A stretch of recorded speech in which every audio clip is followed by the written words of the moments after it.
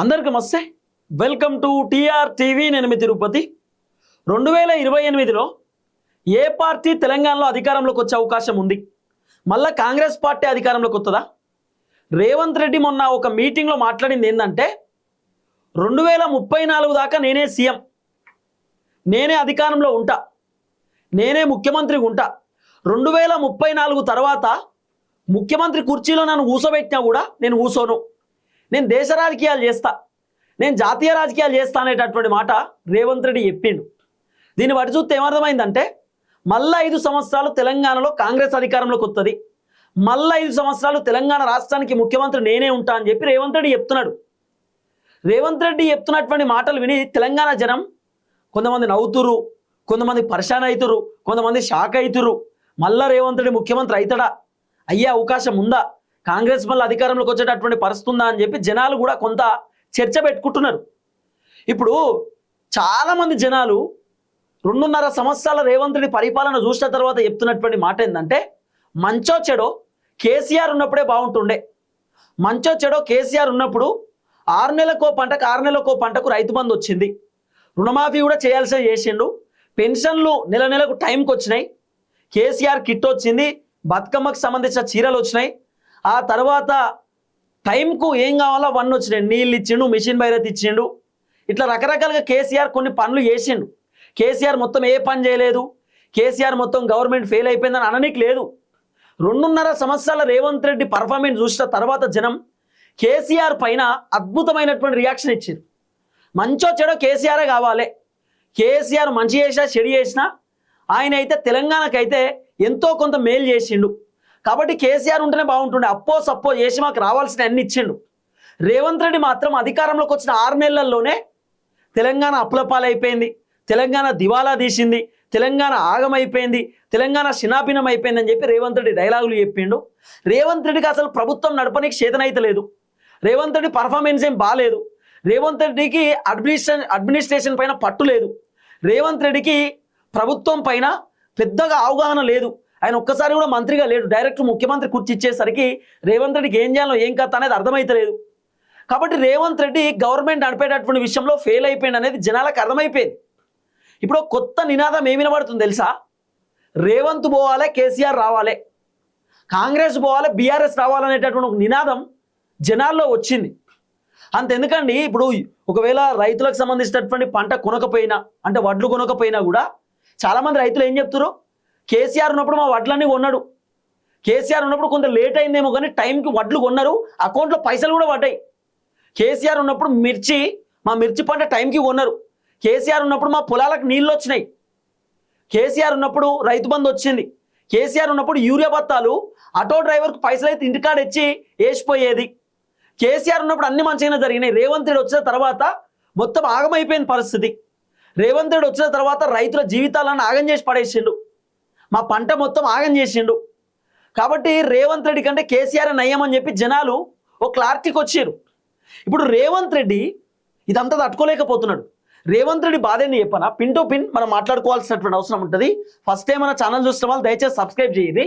రేవంత్ రెడ్డి బాధ ఫస్ట్, రేవంత్ రెడ్డి ఏంటంటే రైతు బంధు రేవంత్ రెడ్డి ఇచ్చినా కూడా జనాలు కేసీఆర్ తలుసుకుంటారు. ఎట్లా, రైతులు చాలామంది ఊళ్ళే రైతు బంధు అకౌంట్లో పడుతుంటే కేసీఆర్ పైసలు వచ్చినాయని అంటారు, కేసీఆర్ పైసలు వచ్చినాయా ఉదయ్ అని అడుగుతారు. పెన్షన్ వచ్చినాయి అనుకో, పెన్షను 2016 రూపాయల పెన్షను ఒక నెలకు వచ్చింది అనుకో, నెలకు 2016 రూపాయల పెన్షన్ వచ్చినా ముసలోళ్ళు మాట్లాడుకుంటారు ఊళ్ళే, కేసీఆర్ పైసలు ఇచ్చిండు అయ్యాలా అని ఇట్లా మాట్లాడుకుంటారు. పెన్షన్ అని అనరు, రైతు బంధు అని అనరు, ఏమన్నారు, కేసీఆర్ పైసలు, కేసీఆర్ పైసలు. రేవంత్ రెడ్డికి ఉన్న బాధ ఏంటంటే నేను రైతు బంధు ఇచ్చినా కేసీఆర్ పైసలు వచ్చినాయి అంటారు, నేను పెన్షన్ ఇచ్చినా కేసీఆర్ పైసలు వచ్చినాయి అంటారు. ఆఖరికి రేవంత్ రెడ్డి కొన్ని డబుల్ బెడ్రూమ్లు ఇచ్చిండు, ఈ డబుల్ బెడ్రూమ్లు కూడా కేసీఆర్ ఇండ్లు వచ్చినాయా అని అంటున్నారట. కేసీఆర్ ఇండ్లు వచ్చినాయా, కేసీఆర్ ఇల్లు ఇచ్చిర్రా, ఇవే అంటున్నారు. ఇంకోటి, ఇప్పుడు పంట బోనస్ 500 రూపాయలు ఇస్తారు కదా, 500 రూపాయల పైసలు కూడా చాలామందికి ఊళ్ళో ఎట్లా తెలుస్తుంది, వడ్ల పైసలు వచ్చినాయి అంటలేరట, కేసీఆర్ 500 రూపాయలు ఇచ్చిండా అని అంటున్నారట. కేసీఆర్ ఇస్తున్న 500 రూపాయల వడ్ల పైసలు వచ్చినాయని అంటారు. అంటే రేవంత్ రెడ్డి ముఖ్యమంత్రి అనేటటువంటి సంగతి రైతులు మర్చిపోయారు, రైతులు ఇంకా కేసీఆర్ ముఖ్యమంత్రినే అనుకుంటున్నారు. ఇప్పుడు రేవంత్ రెడ్డి బాధ ఏంటంటే దాదాపు 2.5 సంవత్సరాలలో రేవంత్ రెడ్డి ప్రభుత్వం పైన తీవ్రమైనటువంటి వ్యతిరేకత వచ్చింది. మామూలు వ్యతిరేకత కాదు, భయంకరమైన వ్యతిరేకత వచ్చింది. 2028లో ఖచ్చితంగా కాంగ్రెస్ ప్రభుత్వం కూలిపోతుంది, కాంగ్రెస్ ప్రభుత్వం మళ్ళా అధికారంలోకి వచ్చేటటువంటి అవకాశం లేదనే సంగతి రేవంత్ రెడ్డికి అర్థమైపోయింది. కేవలం ఈ 3 years పరిపాలనలో రేవంత్ రెడ్డి మాకొద్దు, రేవంత్ రెడ్డిని అనవసరంగా గెలిపించుకున్నాం అనేటటువంటి స్థాయికి రేవంత్ రెడ్డి పడిపోయింది. రేవంత్ రెడ్డి గ్రాఫ్ మొత్తం డౌన్ అయిపోయింది. జనాలు మంచో చెడో కేసీఆరే కావాలి, కేసీఆర్ ఉంటేనే బాగుంటుంది అనేటటువంటి ఒపీనియన్లోకి జనాలు వచ్చేసారు. పబ్లిక్ రియాక్షన్ చూసి రేవంత్ రెడ్డి పాపం ఉలిక్కి పడుతున్నాడు.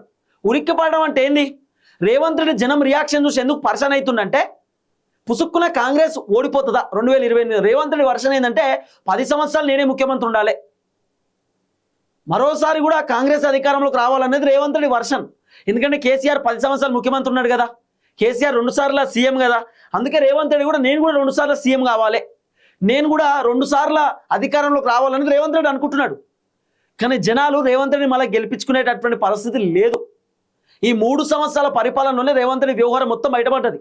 3,50,000 కోట్ల రూపాయలు అప్పు చేస్తే రేవంత్ రెడ్డి దేనికి ఎంత ఖర్చు పెట్టినా కూడా తెలియదు. మరి 3,50,000 కోట్ల రూపాయలు రేవంత్ రెడ్డి అప్పు చేస్తే ఈ 3 సంవత్సరాల పరిపాలనలో రైతులకు రైతు బంధు ఇచ్చినటువంటి దాఖలాలు లేవు, రుణమాఫీ మొత్తం చేసిన దాఖలాలు లేవు, పెన్షన్లు చక్కగా వచ్చే పరిస్థితి లేదు. మరి రేవంత్ రెడ్డి గింత అప్పు చేస్తే ఏడిపోయినాయి పైసలన్నీ? ఎవడు తిన్నాడు పైసలు? ఎవరి జేబులోకి పోయినాయి పైసలు? మరి ఇవన్నీ జనాలకు ఖచ్చితంగా అర్థమవుతాయి కదా. అందుకే పబ్లిక్కు క్లారిటీ వచ్చింది, వద్దు మాకు రేవంత్ రెడ్డి, మాకు మళ్ళీ కేసీఆరే ఉండాలి, మంచో చెడో కేసీఆర్ ముఖ్యమంత్రి ఉంటేనే రావాల్సినవి వస్తాయి. తిట్టుకుంటునో కొట్టుకుంటునో ఏదో చేసుకుంటూ ఏదో పని అయితే చేసిండు, మేము తిట్టినా పడ్డాడు, మేము ఏమన్నా పడ్డాడు, కానీ మాకు ఏదో ఒక పని అయితే చేసిండు అనేది జనాలకు అర్థమైపోయింది కథ.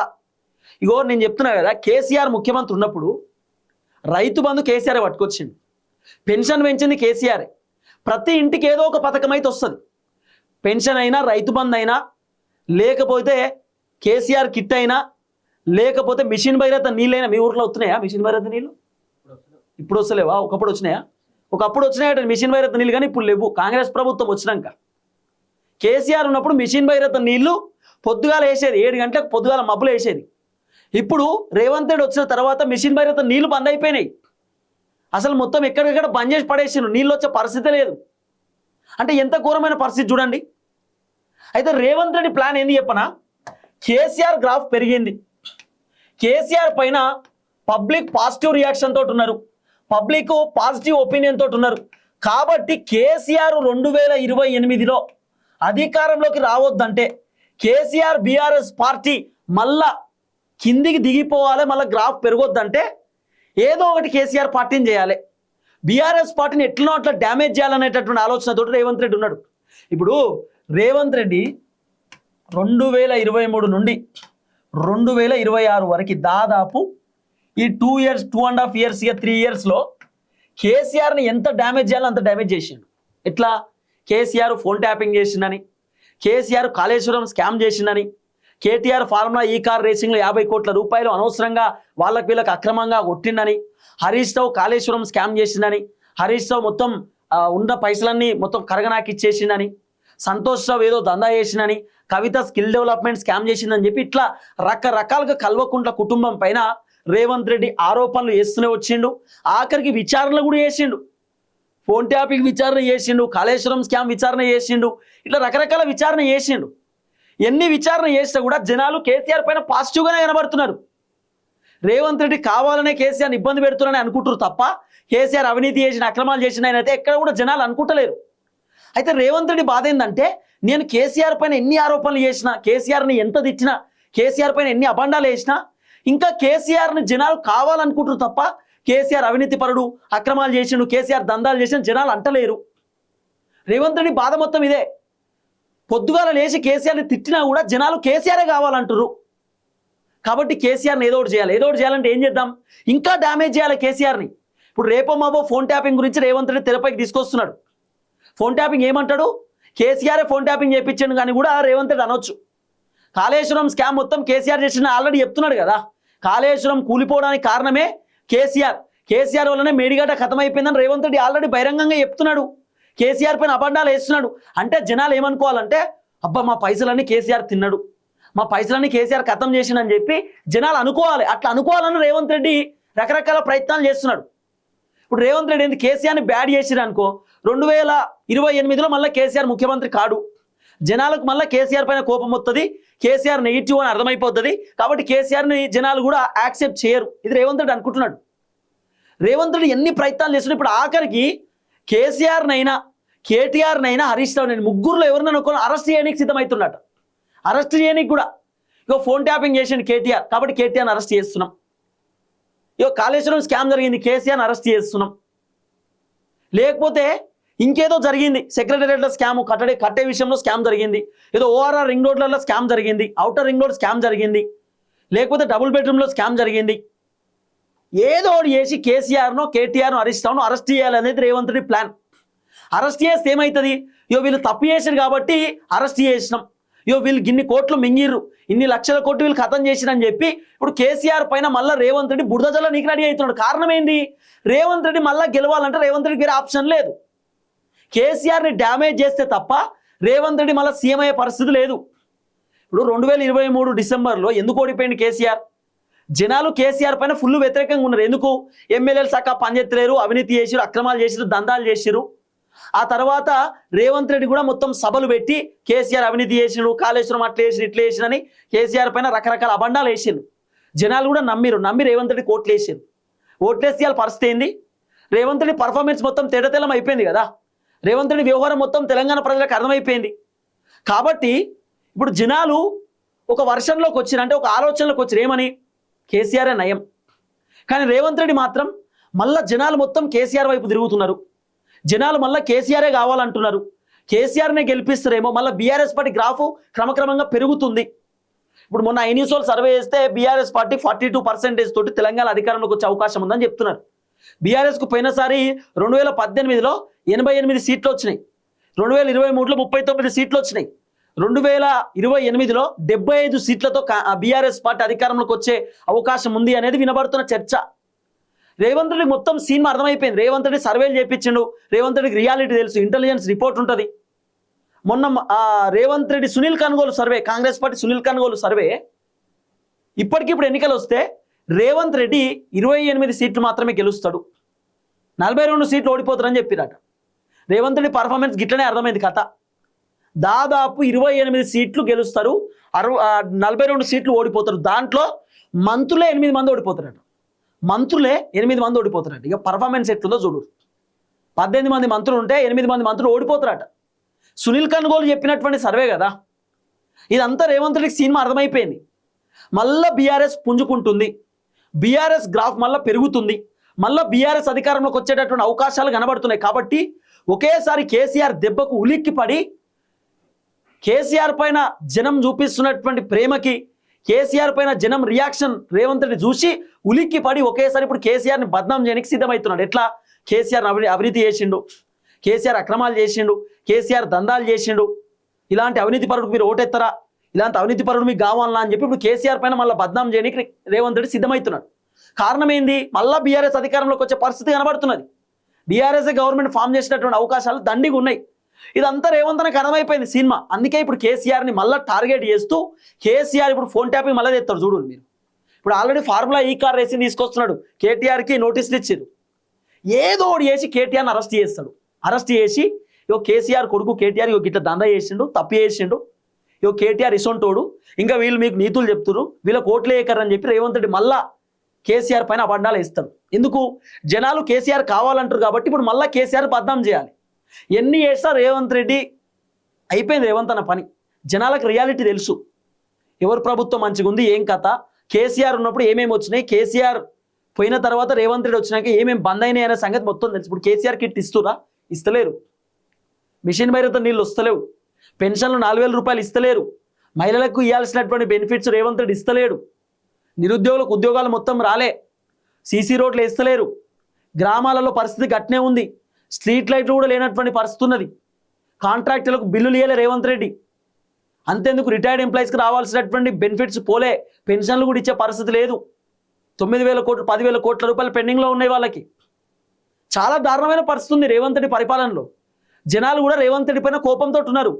రేవంత్ రెడ్డి పైన ఉన్నటువంటి కోపం మొత్తం ఇప్పుడు కేసీఆర్కు పాజిటివ్ అవుతుంది. ఏంది ఈ రేవంత్ రెడ్డి మాకు వద్దు, మంచో చెడో కేసీఆరే కావాలనేటటువంటి ఆలోచనలోకి వచ్చిరు. 2023లో ఏమో కేసీఆర్ ప్రభుత్వం బాగా అవినీతి చేసిరు, మా కొత్త పార్టీ కావాలని చెప్పి కేసీఆర్ పైన ఉన్నటువంటి కోపంతో ఆల్టర్నేట్ పార్టీ కాంగ్రెస్ అనుకొని కాంగ్రెస్ కోట్లేసారు జనం. అసలు కథ అది. ఇప్పుడు కాంగ్రెస్ పని అయిపోయింది, ఇక కథం. జనాలు మళ్ళీ కోపంతో వచ్చారు, ఇక వద్దు మాకు ఈ కాంగ్రెస్, కేసీఆరే నయం అని చెప్పి కేసీఆర్కి మళ్ళీ పాజిటివ్ అయ్యారు. రేవంత్ రెడ్డి మాత్రం కేసీఆర్ ముఖ్యమంత్రి కాకుండా రకరకాల ప్రయత్నాలు చేస్తున్నాడు, ఉలిక్కి పడుతున్నాడు. మొత్తం బీఆర్ఎస్ అట్లా చేసింది ఇట్లా చేసిందని బీఆర్ఎస్ని బద్నాం చేయని కూడా సిద్ధమవుతున్నాడు. చూద్దాం ఏం జరిగినా, ఎట్లా ఎంత దాకా పోయినా ఏం జరిగినా కూడా 2028లో మ్యాక్సిమం మళ్ళీ కేసీఆరే ముఖ్యమంత్రి అయ్యేటటువంటి అవకాశాలు కనబడుతున్నాయి. ఇప్పటికిప్పుడు ఎన్నికలు జరిగినా బీఆర్ఎస్ అధికారంలోకి వస్తుంది అనేది వినబడుతున్న చర్చ. చూద్దాం. దయచేసి వీడియో అందరూ షేర్ చేయండి. అందరికీ నమస్తే, థ్యాంక్ యూ సో మచ్. జై తెలంగాణ.